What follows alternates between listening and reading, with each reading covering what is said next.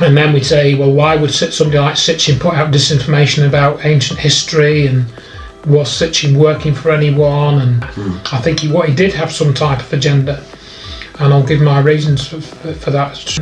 There was this clip that came out of him at a Freemasonic gathering, that he was actually at a gathering of Freemasons, where you can see it's somebody that looks very much like Zecharia Sitchin, and as the camera is panning across all these people, you see Sitchin like trying to cover his face. Don't look at me. And one of the big problems for me, and Mike Heiser I think points this out, is that Sitchin was claiming that the Anunnaki came from Nibiru, and I don't think there's anything in the scripture where you can make that connection.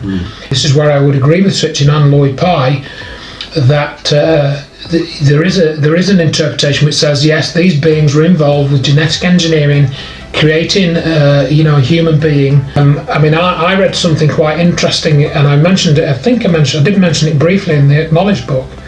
There's a website called Wingmakers, and that actually talks about some of these very things, and it talks about each of us being a sovereign integral, and how we are connected to Source.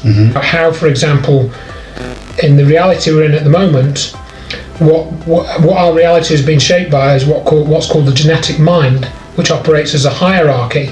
So like all religions are a hierarchy, all businesses are a hierarchy, and it talks in generic terms about how a hierarchy behaves, and a hierarchy itself is like a simulation, because it's not, it tells you what to think, what to do, but it's not the reality. Yeah, that's right. Its basic tenets are that life evolves through the hierarchy's teacher-student methodology, and that various teachers, open brackets, saviours, are presented to the human race that enable the sub-hierarchies to develop and control information. It's perfect. In so doing, individuals are disempowered and disconnected from their sovereignty. That is exactly what it is. It's what they've been doing.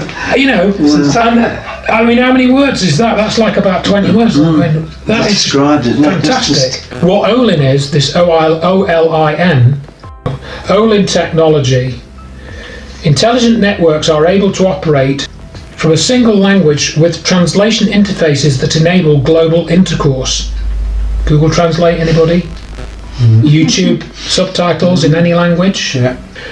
There will be many within the hierarchy who will object vehemently to the notion of a global digital economy, but we will tell you it will happen regardless of the complaints and registered concerns. Your most powerful banks, computer manufacturers and software companies will merge to create this momentous technology, and the one language intelligent network, OLIN, will become the standard operating system of all the world's computer-based systems. The OLIN technology will know the preferences and interests of every individual linked to the network.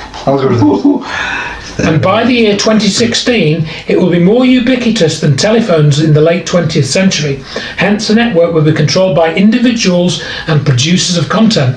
What are we doing, everyone? And services will be the slave or the reactionary force of the individual. Thus, the individual will need to define their entertainment and educational desires carefully, or the OLIN technology will need to deliver content that is undesirable. And this was written in 1998.